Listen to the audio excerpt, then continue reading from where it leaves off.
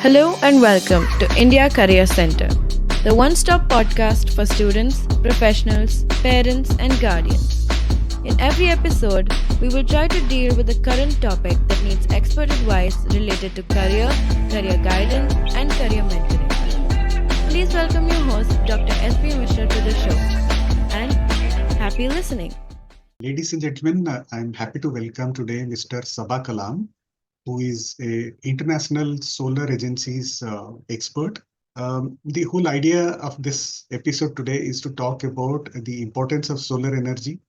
And solar energy is one such energy which can actually provide that opportunity for us to address the problem of climate change. To discuss more about this topic, I welcome Mr. Sabah Kalam, who is associated with the International Solar Agency. He has been the expert in implementation of various initiatives under the International Solar Agency. And to learn more, I welcome Mr. Kalam to the discussion today. Mr. Kalam, thank you so much to be with us today, and thank you for your time today. Thank you, Mr. Mishra. It's lovely having a conversation with you. Thank you for inviting me to this podcast. Right. So to start our conversation, Mr. Kalam, you are joining us from where today, and kindly give a brief about the International Solar Agency and its mission. So I'm joining from Delhi and International Solar Alliance, and we call it ISA.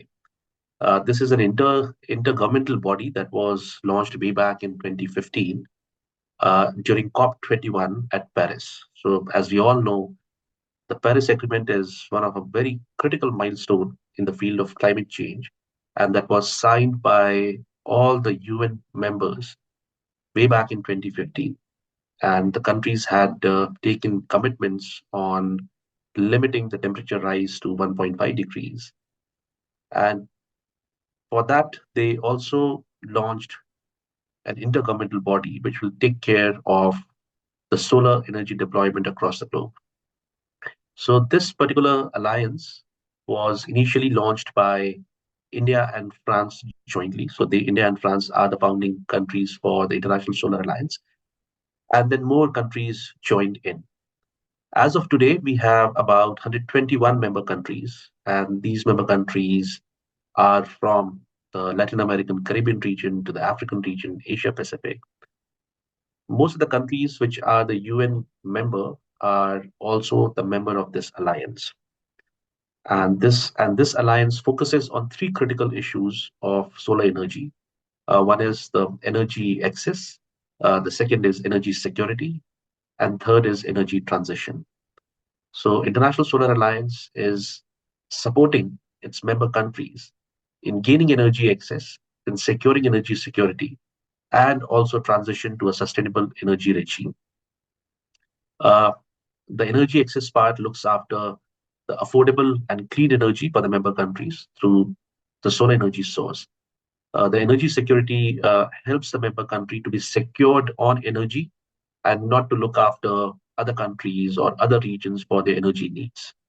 And energy transition is to have a sustainable transition from fossil fuel to clean energy. So these are the three critical areas that we are focusing on, and we are supporting our member countries to solve issues around these three issues. Okay, so Mr. Kalam, as you said, this is an association which started with India and France. So is it something to do with the UN? I mean, of course, all the UN members, most of the UN members, as you said, are also the members of this association. But is there any role of UN also in this, or you are an independent body apart from the UN?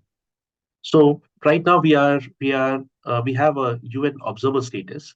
So initially, when such alliances or such organizations are formed, and they are projected to be the UN agencies, then initially they have to become a UN observer body, and then only they can become formal UN agency. So going forward, we see this alliance to be one of the UN agencies to be active in the development sector. So to answer your question in one line, yes, we see this to be a UN body in the coming years. Okay. And when you talk about solar energy, I mean, the association is primarily focused on fostering some kind of collaboration between the member countries in terms of basically transfer of knowledge from one part to the another, and probably also the transfer of manufactured products related to the solar panels and so on and so forth. I mean, what exactly is the agency is able to do? You mentioned about the three core areas, Yeah. but the underlying factor is it something to do with the technology transfer or technology collaboration? Yeah, that's a good question, Mr. Mishra. To address these three core issues, we have categorized our work in three pillars. The first is the advocacy and the analytics. So the advocacy and analytics part mainly works on supporting the member countries on creating favorable policies for the accelerated deployment of the solar energy. So through this vertical, we provide support to them on regulatory affairs, on policies, on providing them data and information that will help them to take an informed decision. The second pillar is the capacity building pillar. So the capacity building pillar assists the member countries to build institutional and individual capacities that will help to promote solar energy at the country level. And that looks after building awareness and sensitization of the various ministries in the government. It also looks after the capacity building part for the individuals who want to pursue their career in the solar energy. So a lot of trainings of technicians, then people who want to build their career on solar energy, especially youths. And the institutional capacity building looks after developing a conducive ecosystem within the country through which the solar energy could be promoted. The third pillar is the programmatic initiative, which looks after about 9 different programs, right from the solar mini grids to large scale solar installations. And these 9 programs are assisting member countries by providing them technology demonstration projects and also helping them to scale up these projects for the accelerated growth of solar energy. So to address the three core issues, these three different pillars are very instrumental and core of our work that we do with the member countries that we have. Okay, and how's the funding done? I mean, is it something like a proportional funding by each of the member countries? How's it being done now? Okay, so before the funding part, I would like to touch upon how these countries become the member. So it's a formal process through which the country becomes a member. As I said, the founding country is India and France. So government of India is involved right from the beginning when when a prospective country shows interest to become the member. So they sign an agreement with the International Solar Alliance, and government of India, especially the Ministry of External Affairs, is the depository of all the signatory documents. And like it happens in the UN agencies, the country has to ratify these instruments as well. So first they become the signatory and then the ratification happens and then formally they become the member of the International Solar Alliance.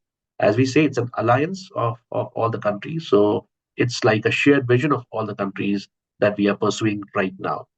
Uh, Now, in terms of the funding part, the funding comes from different sources. It comes from the founding member countries, India and France, of course. India has a larger share. It comes from philanthropic organizations like Bloomberg Philanthropies or MacArthur Foundation.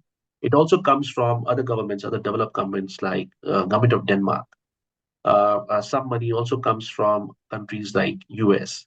So the funding is from different sources and for different area of work. The funding is, of course, not only for doing projects, but it is also for the operations of the International Solar Alliance. Okay. Now, just to understand about the power status in India, if you can give us an overview of what is the overall power consumption in India and what percentage of that is actually solar in India and how this has evolved. You said ISA is almost like a 10-year-old organization now. I mean, Yeah, starting from. it's almost like we are completing 10 years this year. So we started in November 2015. Okay. And now in November this year, we will complete 10 years. So we are actually celebrating 10 years of the journey of the solar energy. Okay. So Yeah. can you give a sense of how the journey has been in the last 10 years with respect to growth of solar energy versus the conventional energy in India, just for the audience to understand the concept? Yeah, sure. Uh, Rather than 10 years, I'll focus on the entire journey which India has traveled to achieve what it has achieved on solar energy. Uh, it started almost like 25, 30 years ago. And since then, India has been doing a lot of developments on the solar energy domain. Uh, if I talk specifically about the last 10 years, so the growth has been significant. I mean, way back in 2014, we only had about 2.5 gigawatt of solar energy. In 2024, now we have almost like 70 gigawatt of solar energy. And solar energy is becoming the main source of energy in the renewable energy portfolio of India. And it's growing also because the support that it is getting from the government, the engagement it is having through the private sector, and also people at large who are prioritizing clean energy as a source of energy for the consumption. So from 2.5 gigawatt to 70 gigawatt is a big jump for any country in last 10 years.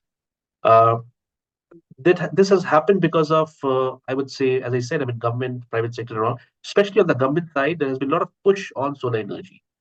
We started with a national solar mission, I think, way back in 2010. And then we had subsequent targets that we had posted for ourselves. And based on those targets, we have tried to achieve significant milestones in between. And I would say initially the target was about 100 gigawatt, both grid and off grid, which India has now raised to 500 gigawatt by 2030. So in 2010, almost the target was, I would say, 100 gigawatt. But now, because we have achieved so much, we have already achieved about 70 gigawatt. Now we have raised the bar for ourselves, and we have now said we'll be doing around 500 gigawatt by 2030. This is, of course, a big ambition, but I'm sure with the current policy regime, as well as the interest from the private sector and the population at large as well, we should be able to achieve this target by 2030. Just to get a sense of when you say 70 gigawatt, what is the overall energy consumption in India? Is there a sense of that? I mean, what percentage is solar right now? But I think the total energy generation is about 400 or 450 gigawatt, out of which solar is about 70 gigawatt. So it's because roughly we about focus, 15% now. And through this ISA, the International Solar Agency, do you see amongst the member countries, I mean, not immediately, probably in some, maybe 10 years time or so, there's a possibility that we are able to generate 500 plus or maybe more gigawatt energy. And through our grids, we are able to support our neighboring countries also. yes. So I mean, of course, India has a special focus with its neighbors, on its neighbors, like Bhutan, like Sri Lanka, Bangladesh, and we are working with these countries. We are supporting these countries to promote solar energy, and we have a number of projects in these countries as well. We have, in fact, both in Bangladesh and Bhutan, we have developed a center of excellence, and this center of excellence is providing capacity building at all levels, right from the government to the private sector. And these are becoming a hub of knowledge and technology, and also promoting investors, and also leveraging investments from the market that will happen, of course, later in coming years. But right now, it's focusing to enhance the capacity of the government to promote solar energy domestically. Okay, my query was I wanted to understand whether between the countries, beyond the country boundaries, the energy can be transferred through this. Yes, yes, yes, yes. I mean, there are grids. There are Okay, grids now, okay, which transfers electricity from Bhutan to India. So that already happens, and what we call them are the cross-border energy transfer, and that happens between various countries. In Africa as well, you will find there are international grids which transfer electricity from one country to another country depending on the need. okay. Now moving on, let's now try to understand about the scenario in the world. What has been the major milestone achievements for ISA from the global point of view since its inception? So although we have completed 10 years, but if you compare with the other UN agencies, we are still very new. Yeah, so most of the other UN agencies have already been operational from past 50, 60 years. So compared to that, of course, ISA is quite new. And the initial years that we spent was more on establishing ourselves, making our processes right, identifying the priorities we want to pursue in the member countries, and also gathering support to realize those visions and those goals. As we reach 10 years, I think we have now enough bandwidth to work in the member countries and also help them to have a very smooth transition to solar energy. Uh, some of the areas where we have particularly focused uh, on solar energy in our member countries. One is, of course, to provide them adequate and appropriate information, which will help them to make decisions at different levels within the government, within the private sector, then within the research institutions and all. So what we do is we do a lot of analysis of information and data. And this data provides the country the current status, where they are, what the potential is, and what should be the roadmap to achieve a target on solar energy. So that comes through a number of reports that we do. We do solar for ease. There is a report that we do on uh, ease of solar, which is to help member countries understand what are the areas they should focus on. So some countries might just need good policy regime. Some country might just need investment. Some country might need latest technologies. So ease of doing solar categorizes these countries in groups in a way that informs them the gap areas that are required to be plugged for the accelerated deployment of solar energy. Then we have reports. Then we do annual reports on three areas, and these are basically the flagship reports on technology, market, and investment that provides the global trends on technology, market, and investments. In addition to these analytical reports and uh, uh, the data and information part, what we have been doing is to develop a good ecosystem within the country that will help promotion of solar energy, because you can bring in investment, you can bring in technology to these countries, but unless you have good ecosystem that will make the best use of the investment and the technology, it's very difficult to promote any form of energy, be it solar, be it hydro, be it wind, whatever. So what we are trying to do is we are providing them capacity on regulations. So we are helping them to understand what kind of regulations will be required once you embark on the journey of solar energy deployment. Then, of course, we work on different kinds of technologies as well. So some urban, some rural, some national level, some provincial level kind of. So we have a very good program on providing solar cold storages. So basically, it helps the member countries to promote agriculture through use of solar energy. So one part is providing them technologies like agriculture solar pumps, so they can deploy these solar pumps anywhere without electricity. They just need to have a couple of panels on the agriculture farm, and they can access the groundwater or the canal water from wherever they want. It is supplemented by a technology what we call as solar powered cold storages, and these are becoming very instrumental in the rural setup, because what happens is for crops like onions, for potatoes, which are produced in mass, you have big cold storages where these are kept, and these can be sent to market based on the demand or based on the price that you get. But small farmers who rely more on products like vegetables or flowers, they don't have such cold storages, and the perishability is very high. Because the perishability is very high, they lose the negotiating power, they lose the bargaining power in the market. So I'll just give you one example. A farmer producing, say, flowers, which is a highly perishable item, the day it is harvested, it has to be sold and consumed in maximum 2 to 3 days' time. So when the farmer takes it to the market, whatever price the farmer gets, he has to agree on that. He can bargain, he can negotiate, but to an extent, because he knows or she knows that they can't take it back to their farmland or to their village. Now, these modular solar power cold storages provide them enough bargaining power for them to take it back if it is not sold at the right price and keep it for a couple of days there without getting it perished and then taking it back to the market. So that is actually helping these farmers a lot in terms of doubling their income or in terms of enhancing their income or diversifying their livelihood.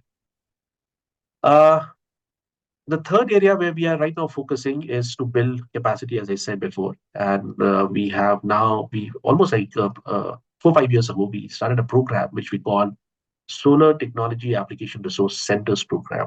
STAR-C is the short form. If you Google it, you will see a lot of noise around STAR-C. Now, what happens is that the countries where the solar energy has really progressed well, whether it's India or it's Germany, US, all these had local technical institutions. And these institutions not only provided capacity, but they also provided a lot of insight to the government on various issues of solar energy. So, like India has the National Institute of Solar Energy, NICE, which is an agency which helps extensively, especially to the states, on solar energy deployment, from technology, from policy, all that angle. I mean, if you see, that builds a very conducive ecosystem by providing you information, technology, and also helping bridge the gap between the private sector and the people. Similarly, US has NREL, then France has INES. So we realize that such technical institutions are very helpful in developing the ecosystem, the right ecosystem that we require. And that's why we started this initiative, StarC. These are basically center of excellence that we are creating in member countries. And right now we have 10 center of excellence across the globe. So in countries like Cuba, then Cote d'Ivoire, Ghana, Senegal, Ethiopia, Somalia, then we have in Asia, we have in Bangladesh, in Bhutan. We also have a center in a small country, Kiribati, in the Pacific. Now, these centers are working in four areas. One is, of course, providing training. The second is helping the countries on standards of solar components and applications.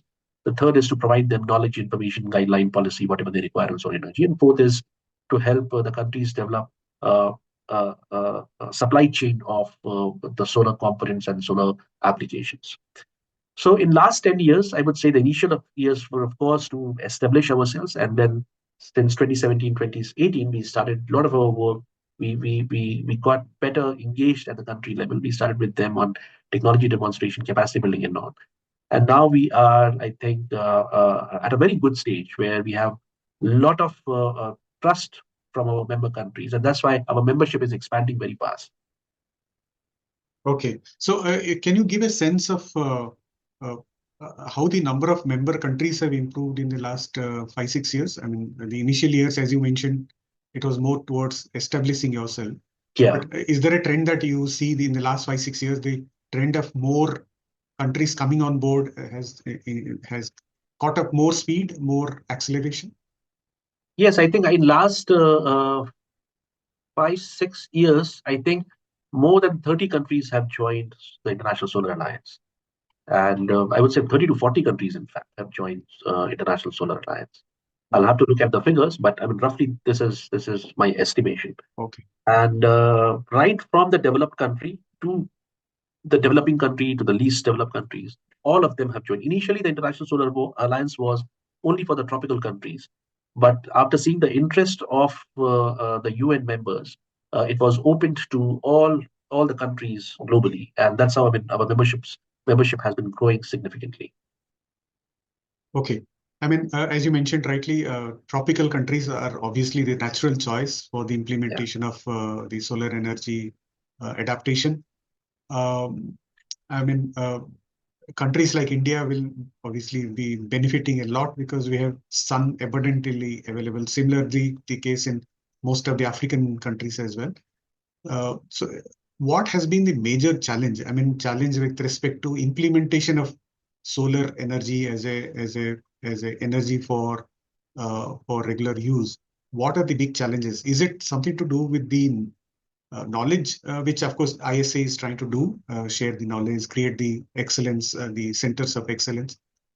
But is it the challenge from the point of view of supply of components, supply of material to the countries where implementation is required? What are the big challenges you're facing in the implementation?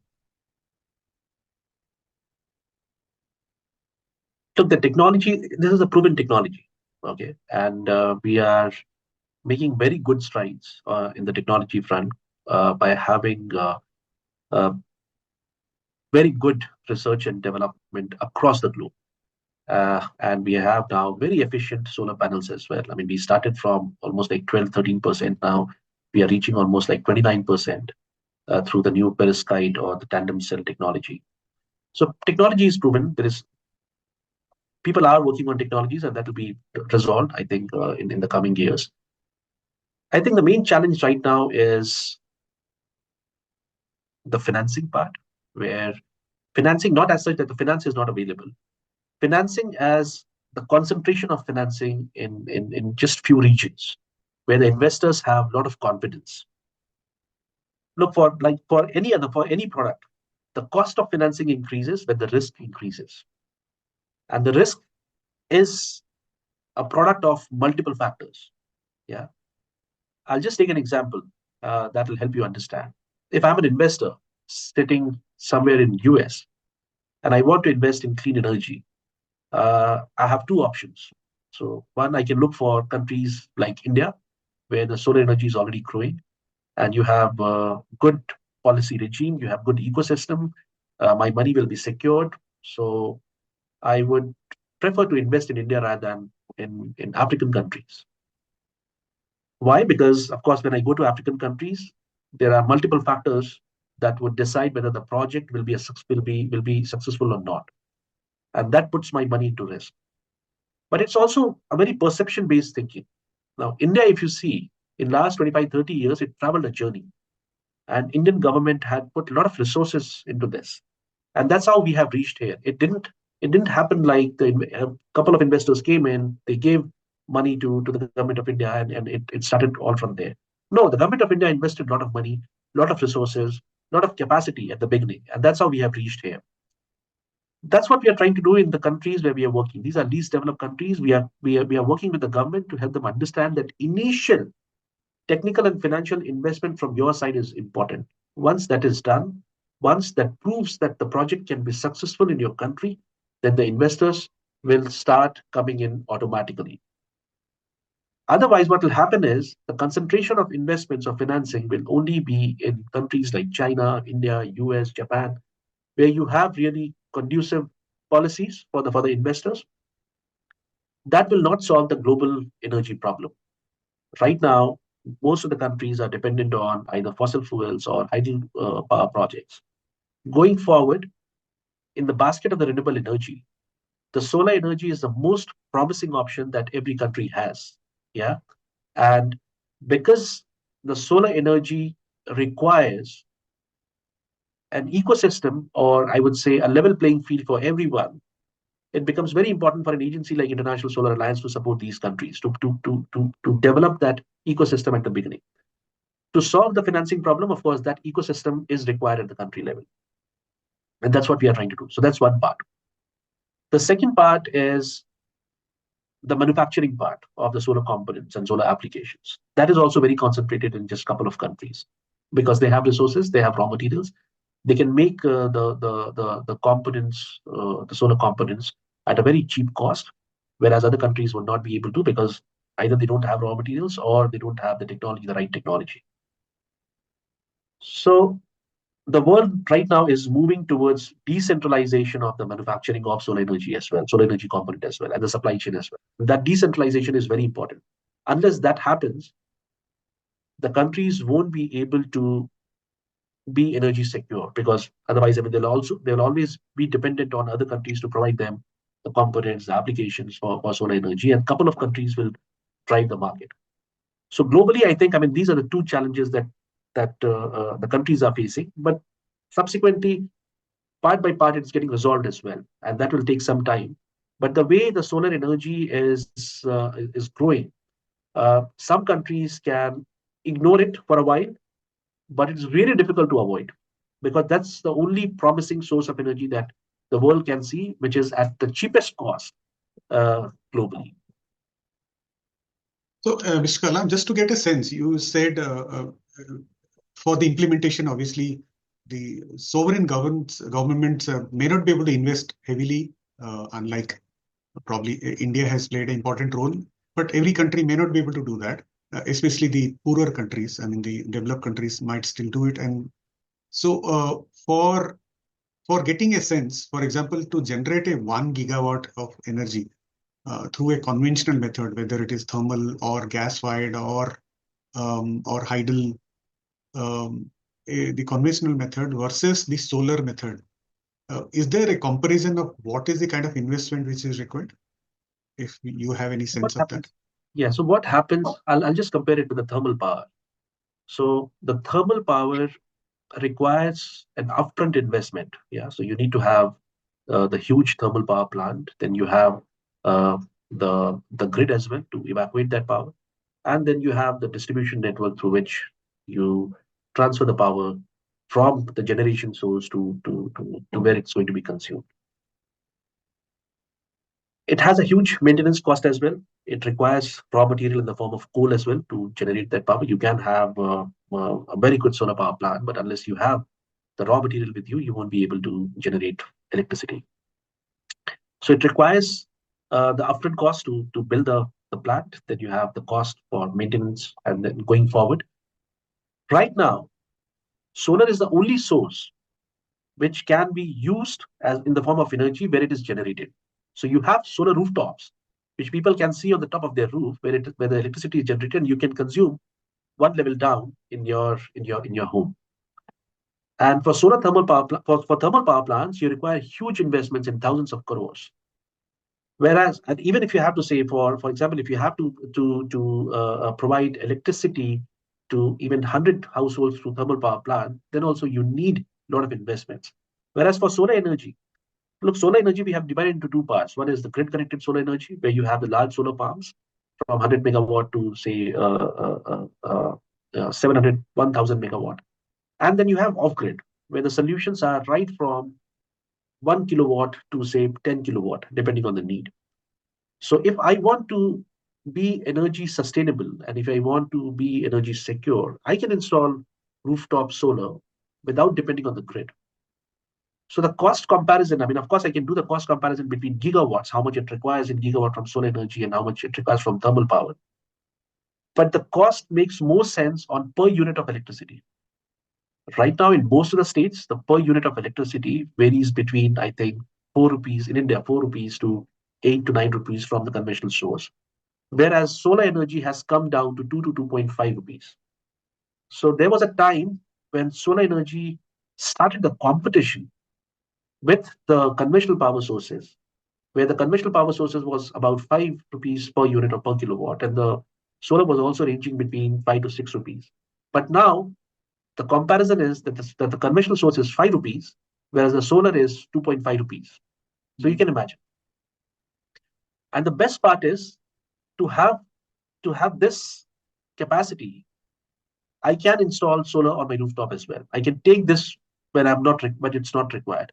I can feed back to the grid through the net metering as well if when I have excess solar energy.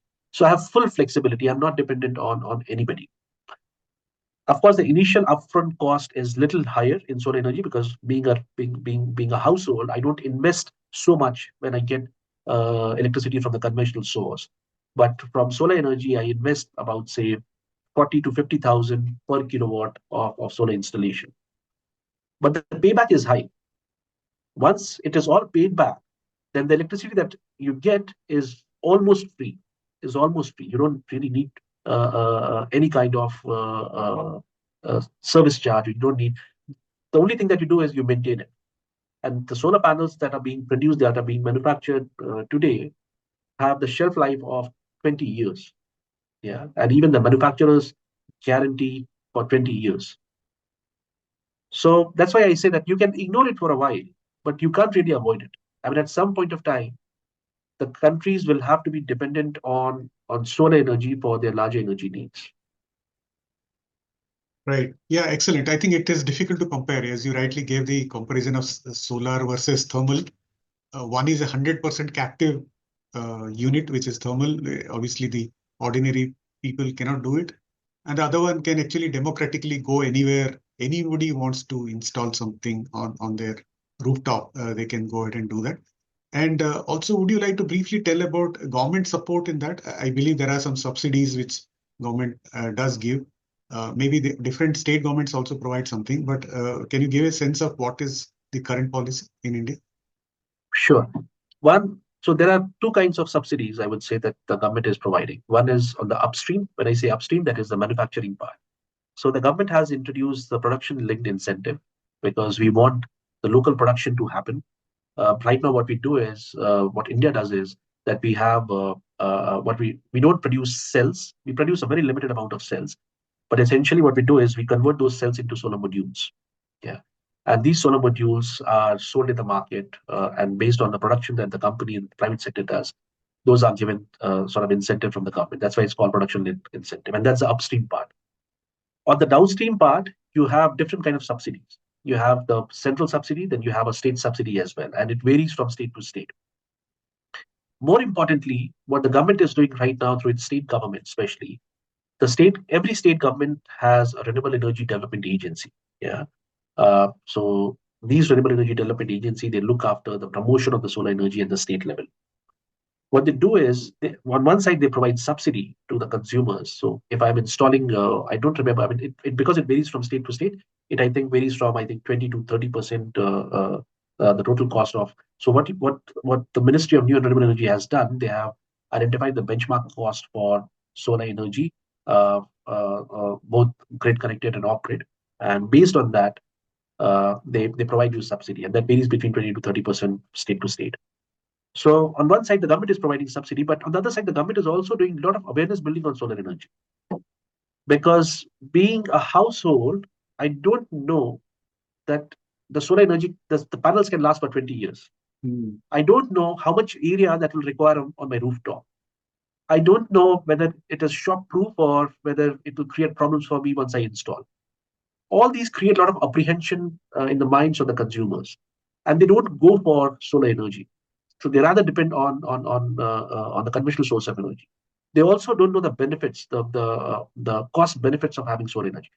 So the state governments are investing a lot in building that awareness among the consumers, and that is a very important part, because in most cases, where in other countries where the government has provided subsidy, it gradually goes off, because I mean you can give incentive subsidy to an extent, you can't give subsidy forever. But this capacity building part or this awareness generation part is very important, where the consumer would be able to judge based on the economics of energy whether the conventional source is good for them or the solar energy is good for them. Once they are convinced, and a couple of people are convinced in one colony or one residential setup, then seeing that other people also get influenced, and that helps, and that really propagates, that multiplies the installation of solar energy. Just a thought.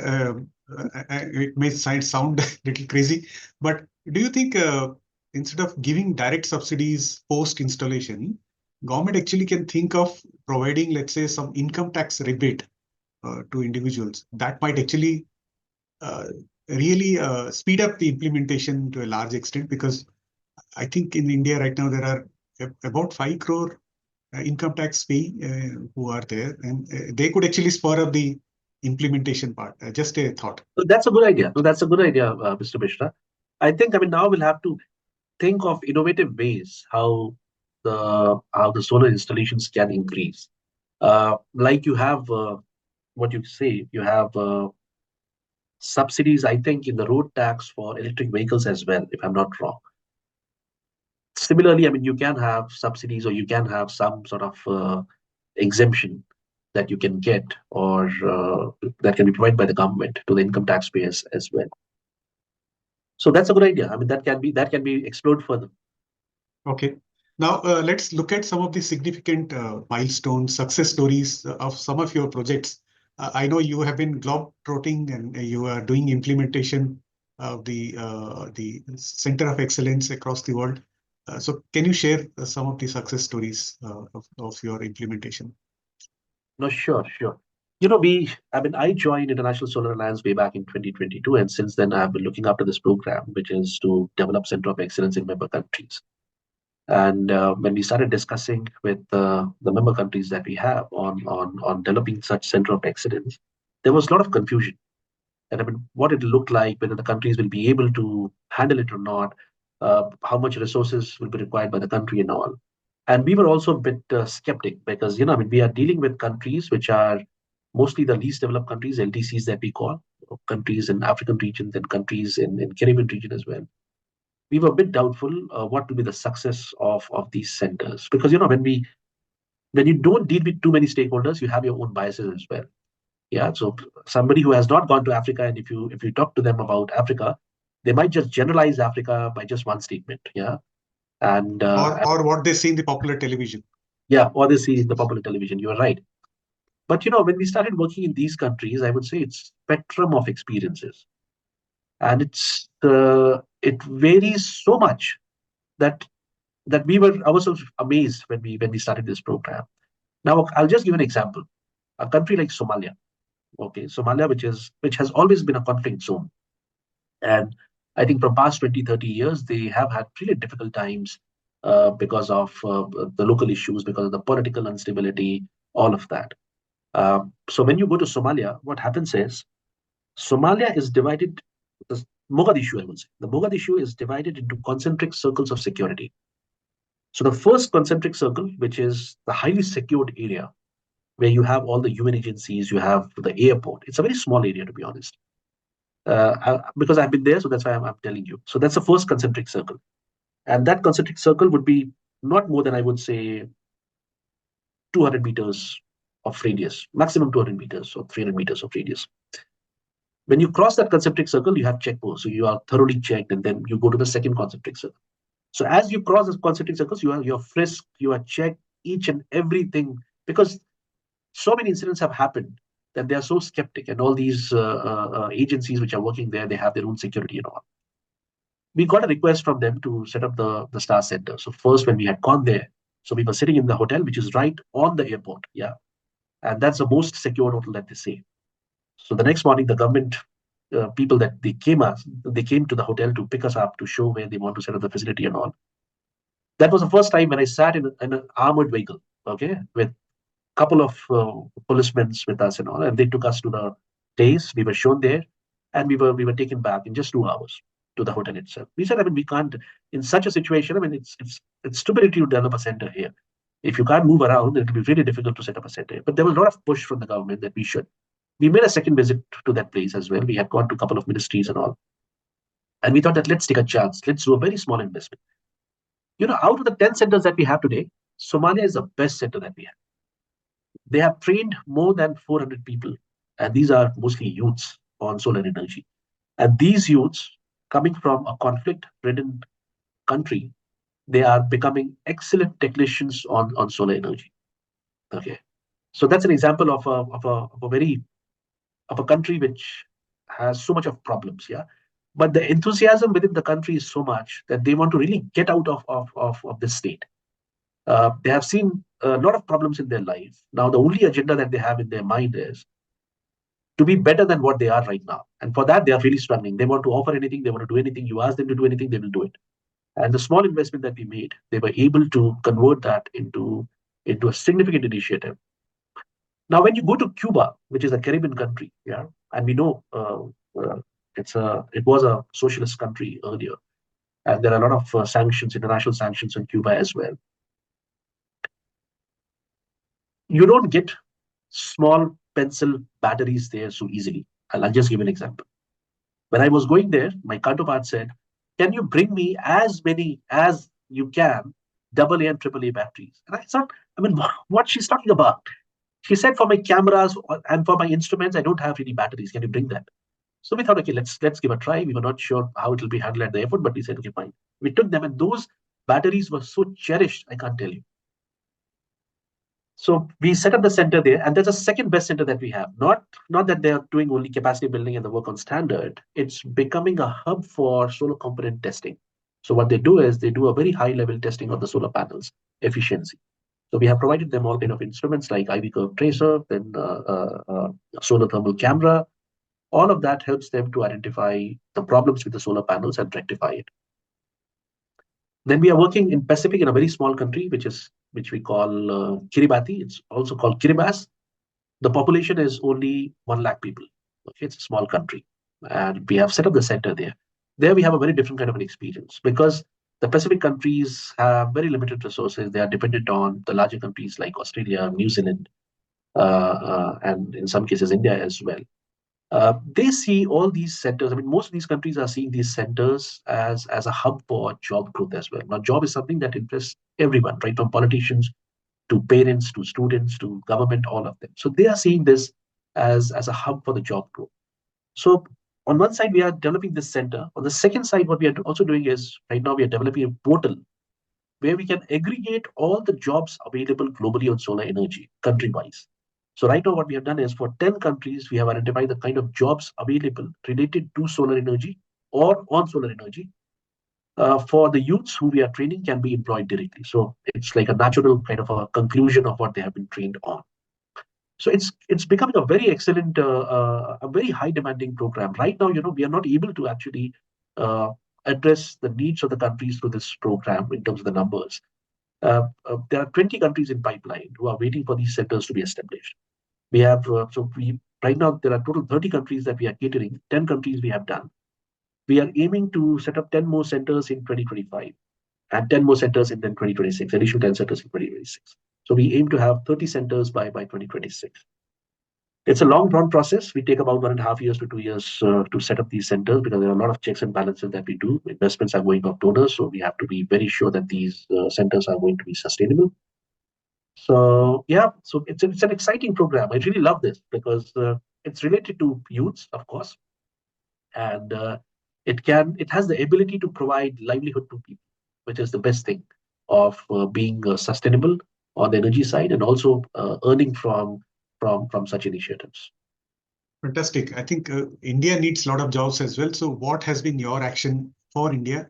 How many centers you have been able to operate in India, and what you have been able to do with respect to creating more jobs related to solar energy? So, because India is a founding member and India being always so generous to help other countries, the focus that we were given earlier was to work in the least developed countries. So we haven't had many initiatives in India, to be honest. And that was precisely because this is an international alliance. And although the founding member is India, along with France, but we have not worked extensively in India. So we don't have any center in India as such because India has its own centers like the National Institute of Solar Energy. Then there are some private sectors like Schneider, then Tata Power. They have such centers as well. So we really don't want to duplicate their work.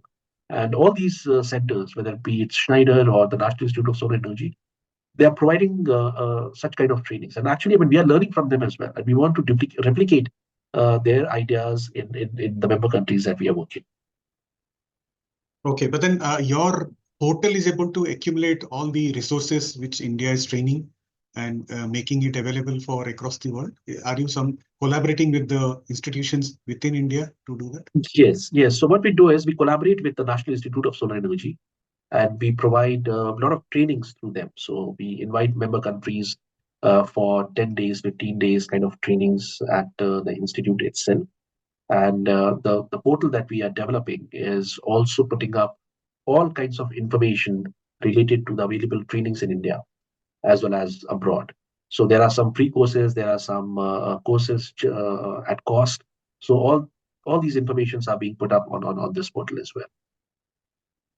Okay, great. And going forward, if we are looking at taking this energy generation to about 500 gigawatt, as you mentioned, by 2030, that means a lot of new jobs which will be required. A lot of new jobs will be created through this.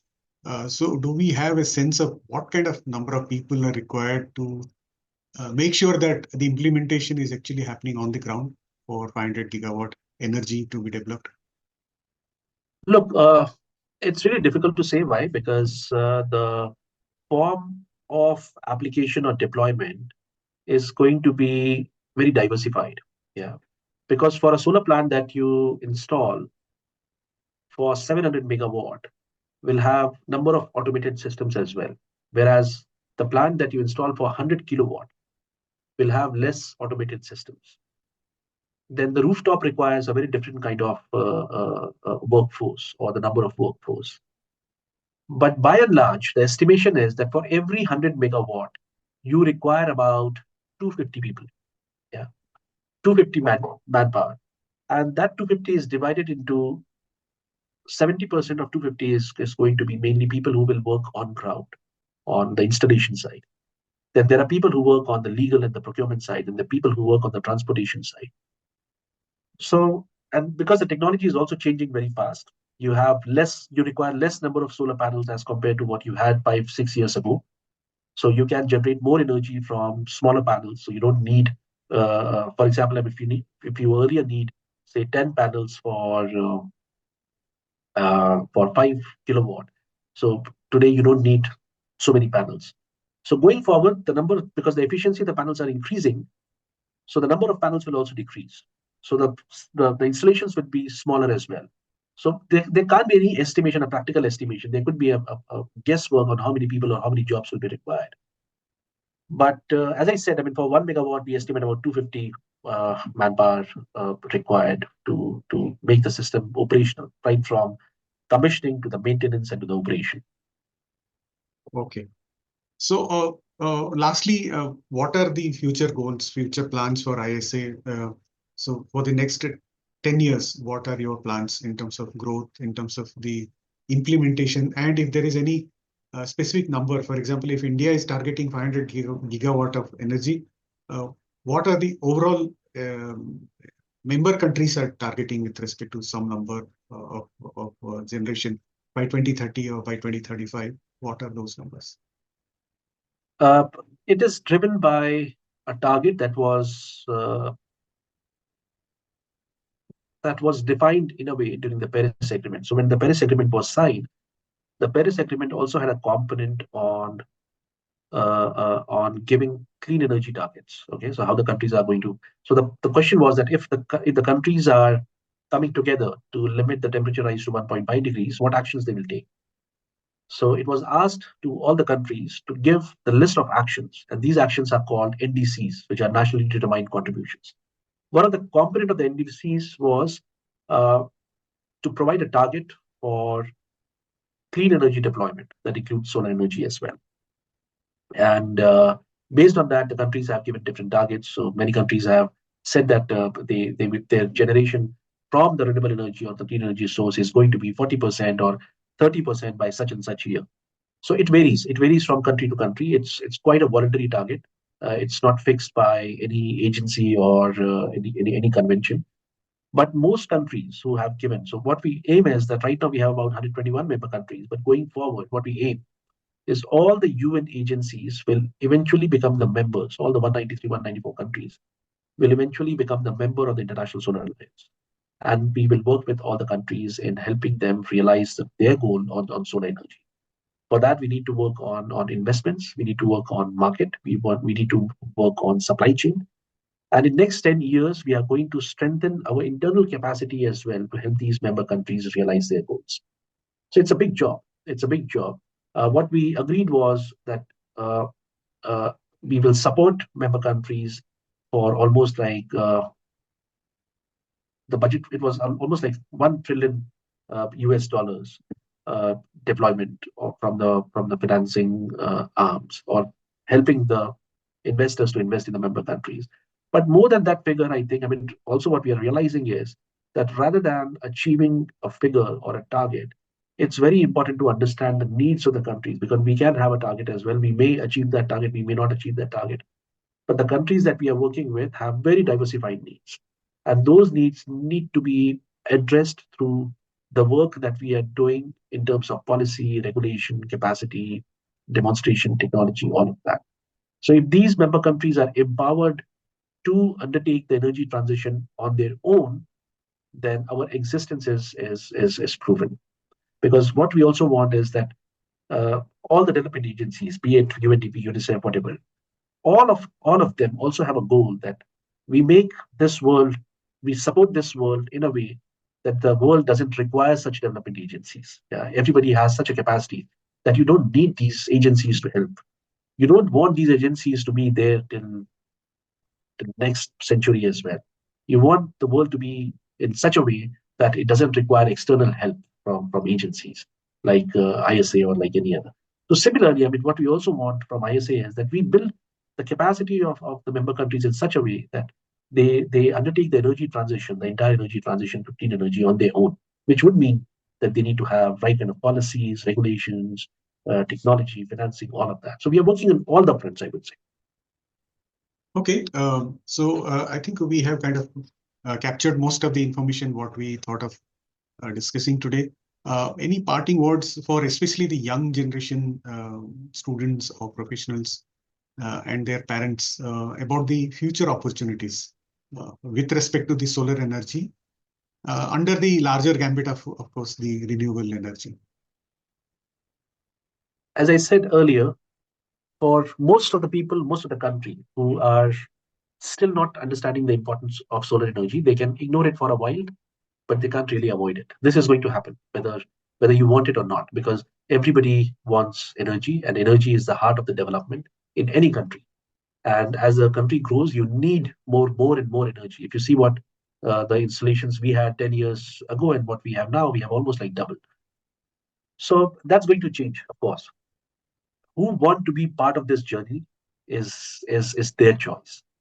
So solar energy is going to be, because it has such a diversified application.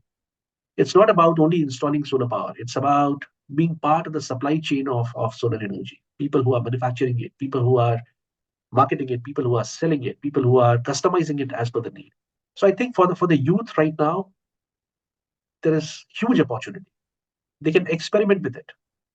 Now we see Amazon or Flipkart, which are now well-developed platform. But almost like 15 years ago or 10 years ago, I think nobody even realized that they would become such a big platform for business. Now we really we are amazed. I mean, the kind of business that they do. I think same as with solar energy as well. It's right now it's a growing time. Whoever enters now will have a very good future 10 years down the line, because this is the only sector, I would say, which has the upward trajectory. And if you compare the trend in last 10, 15 years in any country on solar energy, the trajectory has always been upward. Whereas other form of renewable energy has very, I would say, not always upward, sometimes because the policy and all, it has been downward as well. But this is the only sector which has had upward trajectory since it started. So it's a very good opportunity, and this is not rocket science, to be honest. Any engineer who has worked on electrical side can very well understand the working of the solar energy, and they can build their career in solar energy either in the technology upgradation part, or they can be part of the project development. Now you see most of the thermal power companies are also getting into solar power. NTPC, which is the Thermal Power Corporation, has now a huge portfolio on solar energy. They have very recently issued IPOs as well on green energy. So British Petroleum also has solar energy portfolio. So a lot of these companies who used to work in gas and oil are now getting into solar energy. Reliance has big solar energy portfolio. Adani has big solar energy portfolio. So everybody who has worked earlier in gas and oil, they are foreseeing solar energy as a big business opportunity, and that can also be a big business opportunity for the youths of today. Fantastic, yeah. That's very nice and good opportunity for a lot of young people who are watching this. Yeah. Take this as a good advice from Mr. Kalam and explore your different options in the field. I'm sure it is going to be very enriching professional life for most of the young people who enter now into this field. So, Mr. Kalam, thank you so much for being today with us and sharing all your insights, knowledge, and expertise from International Solar Agency and your work which you have been doing. Fantastic. Great to know all your international exposure and your travel to various countries to implement the centers of excellence. Thank you for your time today. Thank you so much. Thank you so much. Thank you. It was really a very, I would say, a very comfortable conversation with you, and that helped me to start thinking my own journey on solar energy and how I started it on. Thank you so much for this opportunity. I really loved talking to you. Thank you. Thank you so much. Hope you enjoyed this episode. We sincerely wish you could take something from our conversation today and be able to apply it to your life in a positive way. We value your feedback. This can help us improve our future episodes. So share your thoughts to serve you better. If you want us to focus on a topic which you think is of importance, let us know. We will share our expertise in future episodes. So, see you soon with a new topic and help you in your career journey.